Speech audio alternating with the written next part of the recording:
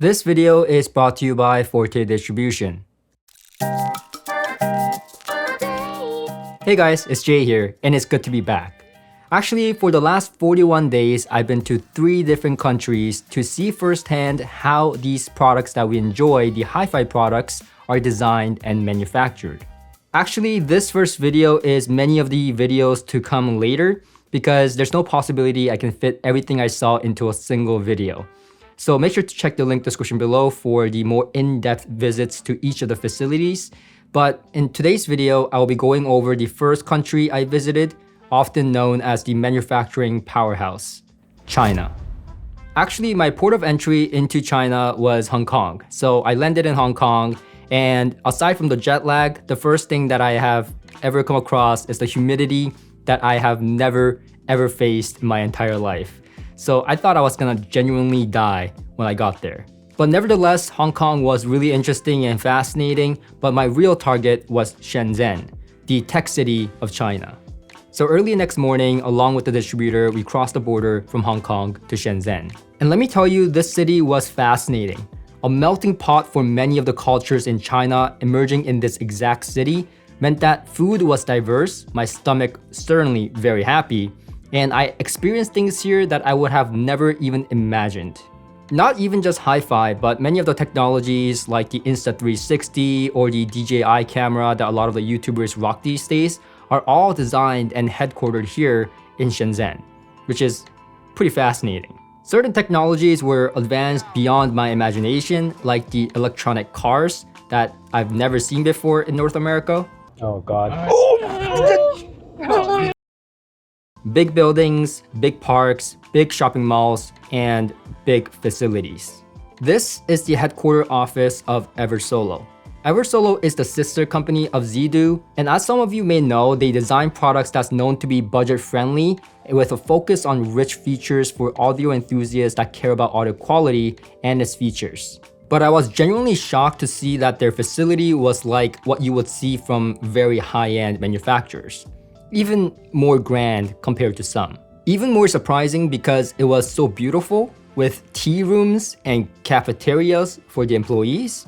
Just a beautiful place to be in. And talking about the employees, they have about 80 engineers, and a lot of them software oriented, and a lot of them were working tirelessly to make sure timely updates for existing users. And you know what, after seeing this, it made a lot of sense to me as to how I get all the firmware updates all the time with the Eversolo units so fast, because these guys are working tirelessly to make the firmware updates happen. I was also able to interview the core members of the team, and I was told that they have a team dedicated to receiving feedback from not just users and reviewers, but their own due diligence to go online onto forums and so on to see the troubles their users are facing. And it was from these very feedbacks that they not only update their units through firmware updates, but also design their products around. And this for me was not just eye-opening, but made a lot of sense as to why Eversolo has one of the best UIs in the market right now.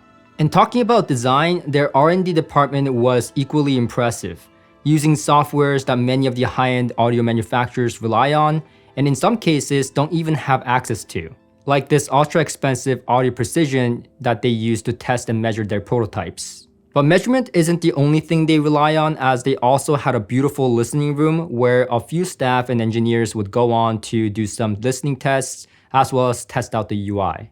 Spring, who is the CTO of Eversolo, assured me during our interview that while their sound is to be technically perfect as possible, they put heavy emphasis on customizability both in sound and function, such as through their EQ that happens in the digital domain to preserve the sound quality.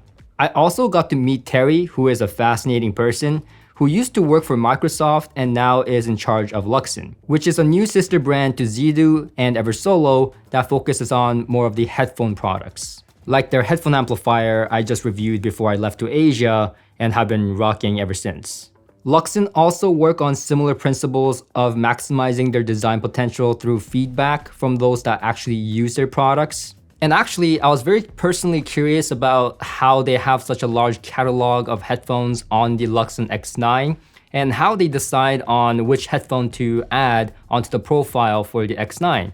And I was told that basically, if they get a request from a user, they'll do everything in their power to get a hold of the response of the headphones so that they can add that profile to the Luxon X9. And if you look at the Lux 9, it has a very big catalog of headphones already, and they're continuing to add on to it based on user feedback. And if you don't know what I'm talking about here, I suggest that you take a look at the Luxon X9 review that I posted. But essentially, these profiles of the headphones allow for the correction to a flat curve or a Harman target curve, all the kind of curves out there that you can target. You know what I mean? And they'll have it all as a profile on the Luxon X9. I was also given a few insights into the products that may be coming in the near future for both Eversolo and Luxon, like the Eversolo T8 that should be released by now when this video goes up. Overall, wherever I looked, there were many tests being done at all times, either it be testing new product prototypes or updating existing products, and I was thoroughly impressed with this facility. It was hard to not to be. So much so that I wasn't sure I would be equally impressed with the next facilities that I would be visiting, and my god, I was wrong. If Eversolo is like the rising star of the hi-fi industry in China, Shanling is like regarded as one of the most influential in China. Founded in 1988, they not only build their own products, but are known to OEM for many other brands. Also known for their recent hits with the SACD and the CD players that I reviewed, which I thought were very well designed products, so I was very curious to visit this facility. Actually, I visited two facilities, and the first facility that I visited was their main facility that they had just moved to, where they would have their R&D engineers and the production in the same space to allow for immediate feedback. This facility wasn't completely finished yet, but I could already see the huge potential as I saw SMT machines for not just small components but for the bigger ones as well, which is rare. For those that do not know what SMT machines are, they are machines that mount the individual components onto the PCB board. And it's a more preferred way for hi-fi to populate the PCB board with the SMT technology for many reasons, but many of the benefits come from more of the rigidity and the lower distortion and so on from using this technology, as well as it just being more efficient. I could also see the labeled and cataloged components for each individual product listed, and it was a bit surreal to see some of the models I loved very much. Also, aside from the measurements, Shanling puts heavy emphasis on know-hows from years of designing hi-fi products for discerning audiophiles, and you will see blocks of wood pieces specifically picked for their resonant characteristics placed on specific components that they believe to make their products sound more musical, and they do this through blind listening tests.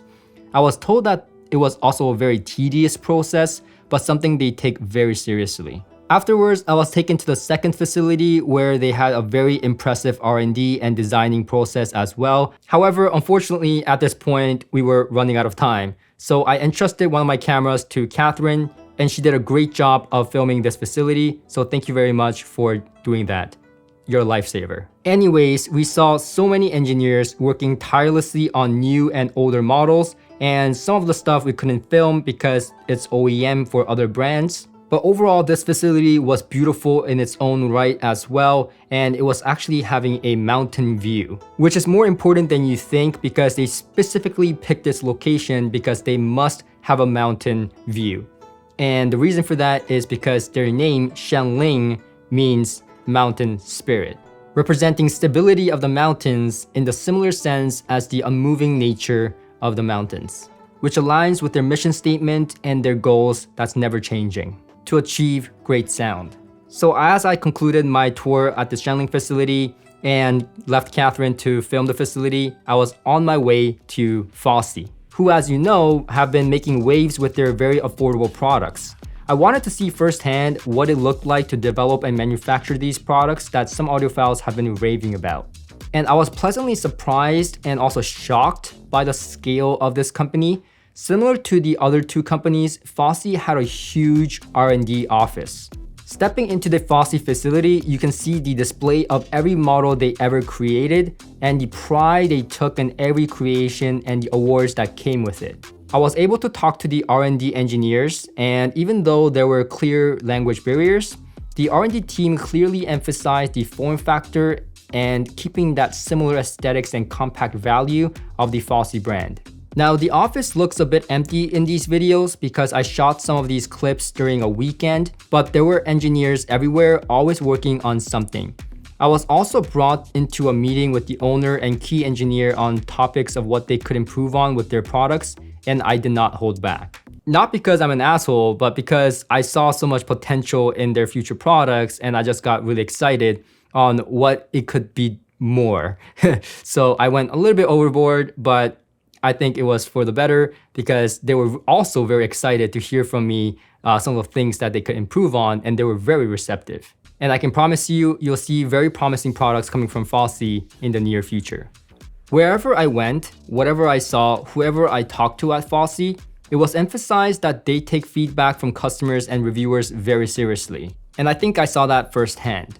They also took pride in making hi-fi products accessible, and if you didn't realize by now, many of the people working at Fosi, even the owner, is pretty young and are inspired to showcase great sound to not just those with big money, but those that share the passion for better sound, even if their budget is limited. It was actually really enlightening to see how much work and thought goes into designing each of their products.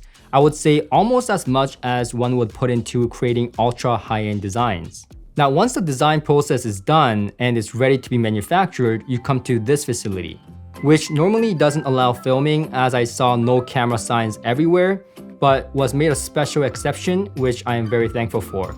Here, the SMT machines work to populate with individual components onto the PCB board layout designed by Fosi, and onto becoming the final products that we enjoy. And actually, I'll be making a video a bit more in-depth about how this machine works to populate the boards and stuff like that in the dedicated video for the Fosi facility visit. But overall, I was just as fascinated by this company's dedication to great sound at an affordable price, as well as their dedication to the people that enjoy their products. And after visiting 3 of these companies, the thing that was in common was their attention to customer feedback and how seriously they take that, to even have a dedicated team for all 3 of the companies to be getting feedback from the customers directly, from reviewers, the forums, and so on, so that they can make sure that their products are what the end user wants and continue to improve upon based on feedback, which I thought was super important and a step in the right direction for sure. Now, towards the end of my trip, I also got to visit a hi-fi show, which was awesome. Shenzhen Audio Show was quite different from some of the other shows I visited in the recent years, let's just say. Firstly, it was mostly personal audio, such as headphones, earphones, and such. Of course, I saw many of the brands that I was familiar with and also covered during this trip, which was surreal to say the least. But what I also found intriguing was that they also mixed cosplay with the show, which I honestly didn't know how to feel about it. On one hand, it was pretty cool, but on the other hand, since I've never been to a cosplay show in my entire life, I was a bit weirded out by the fact that there were essentially a bunch of guys taking photos and asking for poses from cosplayers, which were mostly girls, of course. But I mean, it was fun and interesting, and as I can't say bad things because I was essentially doing the same thing in a way. So anyhow, overall, I thought the show was very interesting and I enjoyed my time there. And even though my visit was short due to the limited time, I thoroughly enjoyed how different this show was. So if you're ever in Shenzhen, I highly recommend that you visit this show. So that concludes a summary of my experience in China, and in the coming weeks, you will hear from me more in-depth experiences with each of the facilities that I didn't have time for in this video. But to end off this video, I want to send a special thanks to all the 331 Patreons and Forte Distribution once again for making this trip possible. Lily, who for the past 10 years helped bring and establish many of the Chinese brands here in Canada, Alan, Olivier, and Catherine for helping me every step of the way during this trip, and all the companies that showed great hospitality and willingness to show us around. Thank you for watching, and until next time.